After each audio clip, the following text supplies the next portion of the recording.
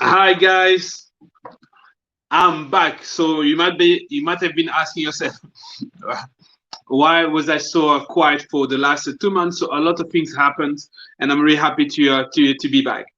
The first thing, first of all, you saw me. So the launch was supposed to be last Thursday at 12 p.m. But you saw me instead in a car. Um, on my way to the airport. As I explained, something happened in the family. Those things happens, and so we decided as a family decision that it was better for my mother to go to Congo. So everything happened really, really quickly, but that's why I was not able to properly start last week. But I still wanted really for me to keep to my word. So that's why I had that live. Uh, from the back of a car. But anyway, things are slowly getting back to normal. First of all, thank you very much for people who message me, who send me some message of encouragement. As I mentioned also already, death is something that is I'm quite at peace with that concept. I really think that is part of the cycle, but obviously this is my way to see things, and I cannot really expect my mother or any other people to really share that kind of a vision. But I'm quite in peace when it comes to death in general. Now, the title was Mortal Bend, and that actually from Ellen Keller, and that's a sentence I heard initially from. I like Helen Keller. I think that we can all learn so much from someone like Ellen Keller. I think that you have heard about Ellen Keller. If you haven't heard about her, Ellen Keller was a feminist, but I think that she was more a humanist because what she was doing was not just for the benefit of women, but for the benefit of anyone, actually, men included, people in a kind of a minority position. But Ellen Keller has an extraordinary life in the sense where she was born uh, being able to use the eyes, but at a really early age, she lost her sight. And but despite that, actually, most people would have been crushed with such a an event in their life. This is one thing to be born blind, but I think that might be even more painful actually when you have seen things, but for whatever reason you lose your sight. But despite that, she was not really in the position of a victim, and she managed to do incredible things. You know, as I mentioned, she has been like a lecturer. She wrote books. She even wrote books, um, and she became like a role model. And she mentioned something that I heard from David Newman. A bend in the road is not mortal unless you fail to make the turn. And what I mentioned a few times is that what is happening now is not the end of the world. It's just a bend in the road, and we only need to find a way to adapt. So to make the turn. So I'm quite happy to do for this session. And by the way, now I'm not just I'm not only on LinkedIn and Facebook, but I'm also adding a YouTube, and I will tell you a little more about that certainly another time.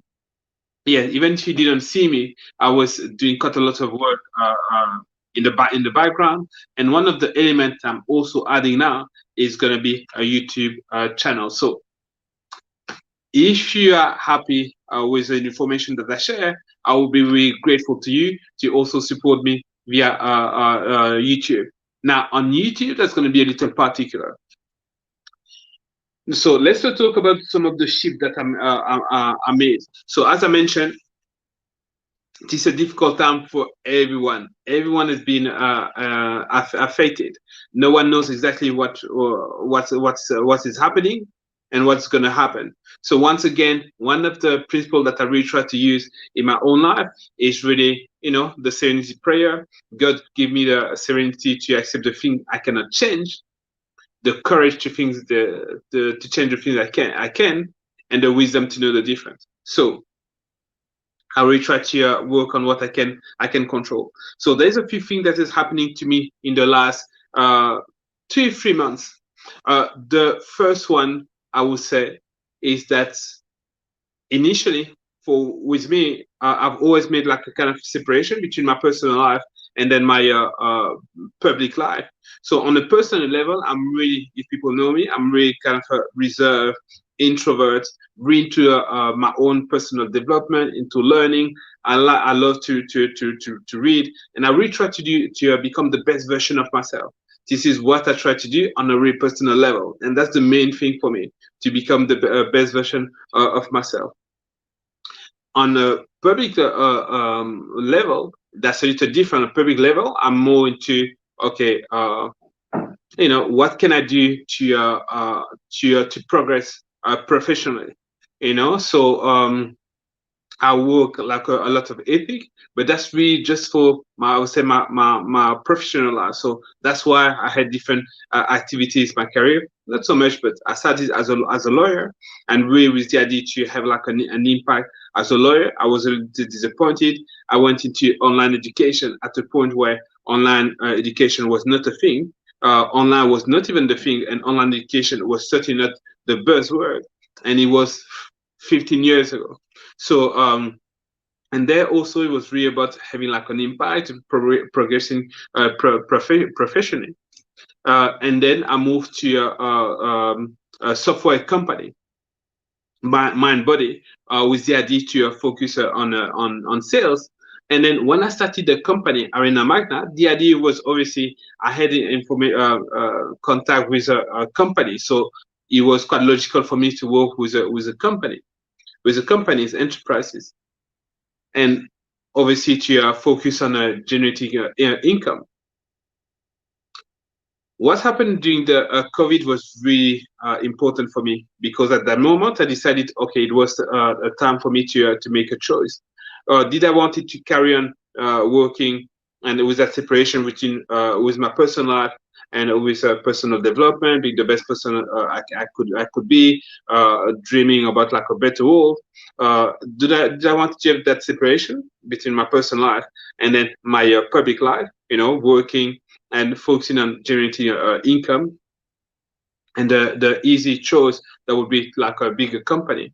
Or if I wanted to finally have some kind of a closure and to actually be most of the time myself. And I decided it was time to rework for having an impact. And this is how actually I decided to focus now on people that really needed my help. And the people that needed my help, I was thinking, was people that could really have a benefit for what's happening now. So that's why I focus on wellness professionals. That came with some kind of a challenges, because obviously the little professional got little budget or smaller budget, but on top of that, there's also that element education. You might have come across yourself in situation where you know that you can help someone, but you need to have that conversation where you realize that that person has been doing your job for a long time by himself, at the same time that he was doing like 5 6 7 different jobs. But people are so used in that way of functioning that they forget that they are not really like an expert in one field. If I take my example, even in marketing, I'm really, really confident with LinkedIn, because I spend so much time, I do so much studies, so much experimentation. So LinkedIn, I can really say with my eyes closed. But even if I've touched your Instagram, to Facebook, I will not see myself at all as an expert in those platforms. To the point where, as I'm trying to do a few things on Instagram, Facebook, I actually need to reach out to people that are marketers with me, like me, but who are actually just specializing on one platform, Facebook or Instagram. There's a colleague of mine, Ben Wallace. I need to reach out to him for Facebook information. But so you end up to be willing to focus on people, but in a way, because you also need to educate them, that makes your work a little like more difficult. And it was a real question to decide if yes or not I wanted to take that challenge. That would be at the end maybe more rewarding, but that would be like a difficult path. So you got working with a smaller budget and then taking more time to actually educate. I decided that I would take that path, and it has been like a great, I think, decision. I really, really enjoy um, working with a lot of my clients. So that's been like a one shift that I made, from bigger companies to individual or smaller companies who really focus on having an impact rather than just generate income. So I'm working with people in a way that meet more my personal values, and I've met a lot of really great people at that level. Uh, the other shift that I made.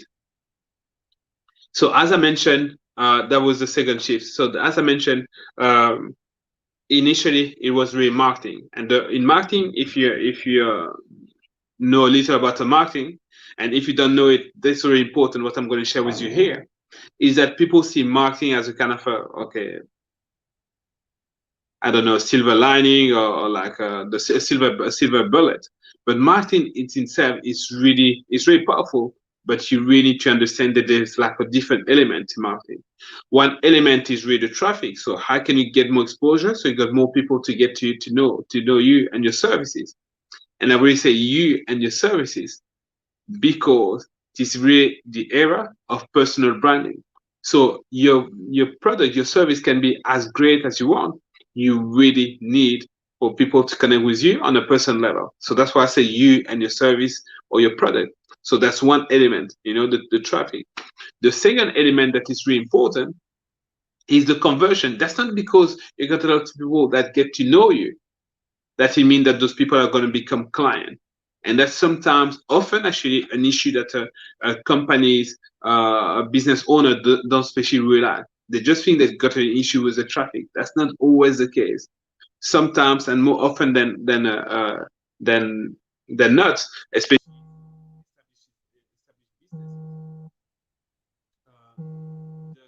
Obviously, I need to have like a call at the moment. I'm talking to you, so let me just decline that.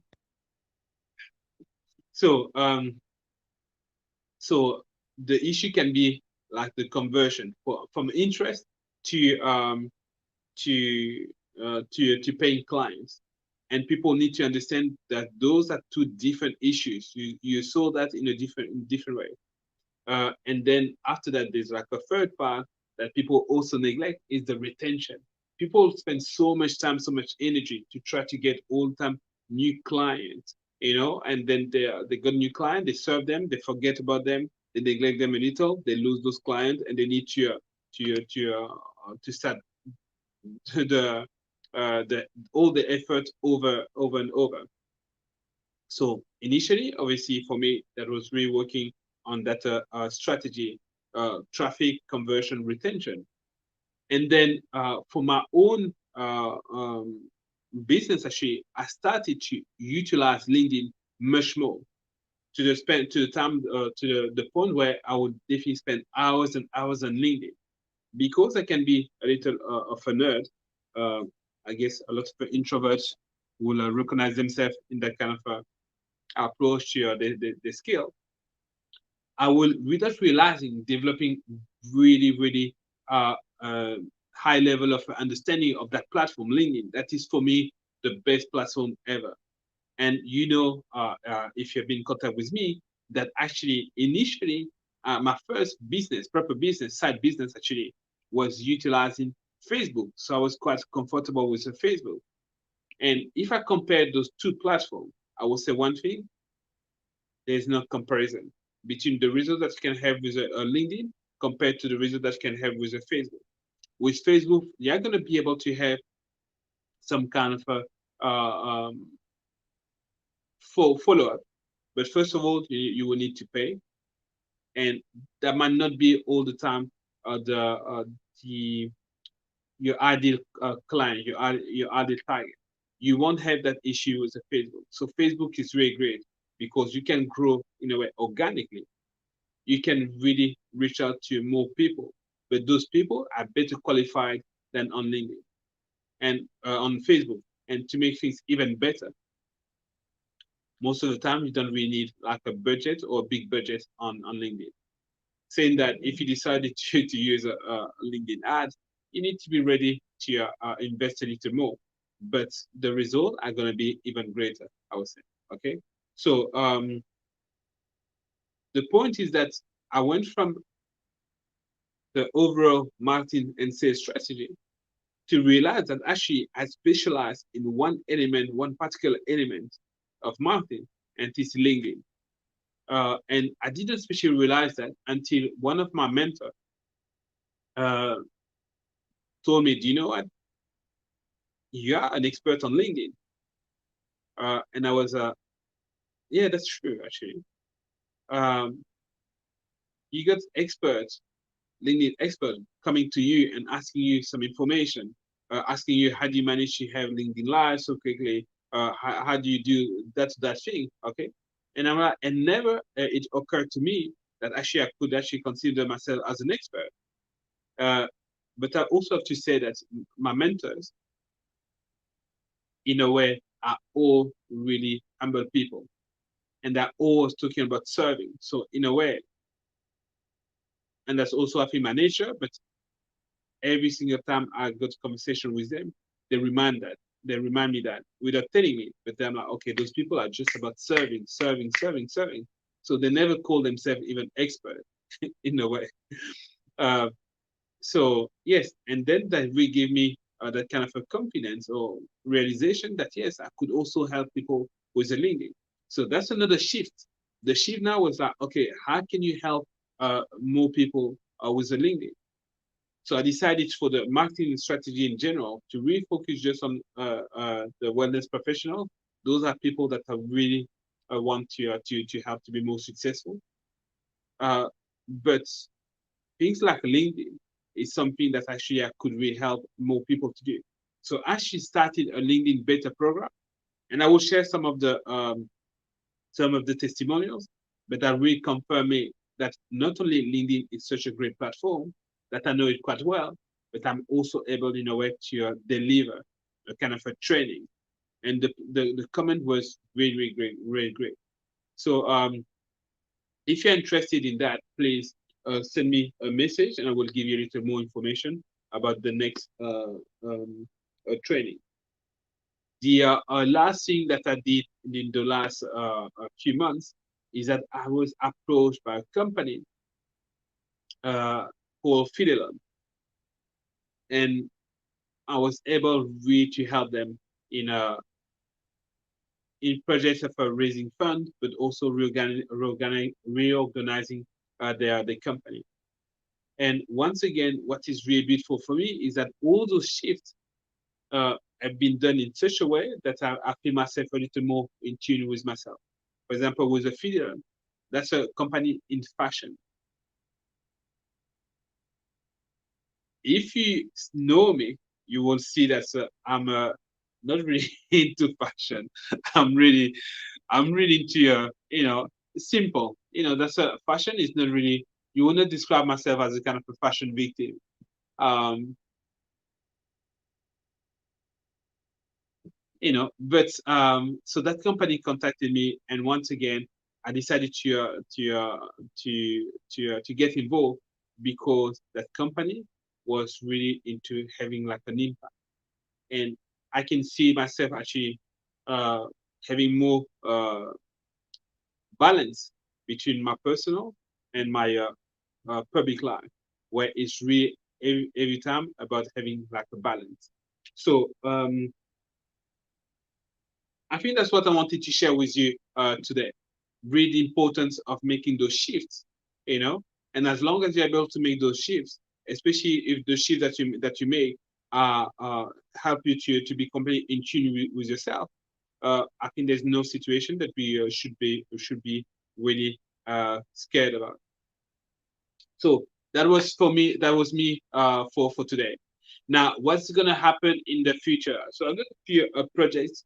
One of the projects I'm focusing at the moment is with the LinkedIn program. So that's something I'm really keen about. So feel free to contact me, and I will share with you information about that. Um, I cannot really insist on the fact that LinkedIn is just amazing. Um, what else is happening that I'm quite happy to share? I had a few ideas. Yes, so the YouTube channel is gonna be mainly about LinkedIn, I think, and LinkedIn, but also any kind of information I can share for people to be the best version of themselves. Now, for me, when I say the best version of themselves, it's really about on a business level. I'm definitely gonna share information about marketing. But if you know me, you know also that um, even if I focus on marketing, but actually most of my reading or my studies are not especially about marketing. It's really about psychology, about communication. So those are the kind of elements that you will also find in that YouTube channel. The YouTube channel would have my name, Kevin Gongo, as simple as that. And then I had another point that I wanted to share. So I've mentioned about the LinkedIn thing. I mentioned about the YouTube. What was the last one? Anyway, that might come. I'm back here. Yes. So the last thing, and I needed to say that I knew I was forgetting something, is that that's going to be every Thursday. The LinkedIn is going to be every Thursday. So the format is going to change. The LinkedIn, Facebook, YouTube Live is going to be every Thursday, 12 p.m. BST. The format is going to change a little. So instead of doing that every single day, was taking a lot of my time, lots of my energy, and actually it was really sometimes really difficult because I got so many other commitments. It's going to be once a week in English. If I got the time, I'm going to do also one in French, but it's going to be every Thursday in English at 12 p.m. BST, 7 a.m. EST, and I'm gonna also have different guests uh, talking about different elements. I'm still looking for a title, to be quite completely honest. I'm gonna see what title I come with. But yes, I'm really happy to be back. And once again, if you need any information about the LinkedIn, feel free to contact me. If you need any support and you're a wellness professional, and that's about your overall marketing and sales strategy, uh, feel free to contact me. I will help you with a pleasure. And otherwise, I will see you next Thursday. Bye bye, guys.